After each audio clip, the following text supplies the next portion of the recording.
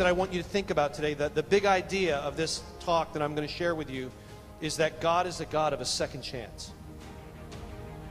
Our God is a God of a second chance. Aren't you grateful for that?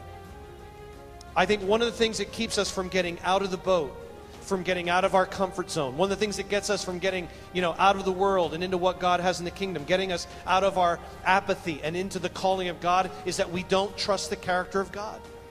Jonah did not trust the character of God. And I can tell you, I know in a room full of men like this, there are some of you in this room, you've been hurt. Jamie shared some of his testimony last night. Some of you have been hurt as men. We don't like to talk about it. The ladies will talk about it. The ladies get it out. The ladies cry. They share with each other. But we put on our exterior because we're men. It's part of the way we've been wired by God.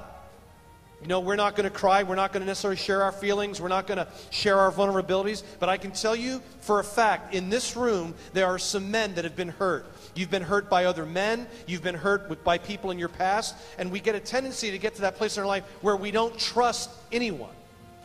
We're really afraid to trust anyone. You've been burned by an ex-wife. You've been burned by an employer. You've been burned by somebody. And you say, look, at the end of the day, even though I'm loving Jesus, I'm really not, I really, at the end of the day, can't trust anybody. One thing we need to be reminded today is that God can be trusted. Numbers 23 verse 1 says this: God is not a human that he should lie. Not a human being that he should change his mind. Does he speak and then not act? Does he promise and not fulfill? Guys, every man may be a liar, but God can be trusted.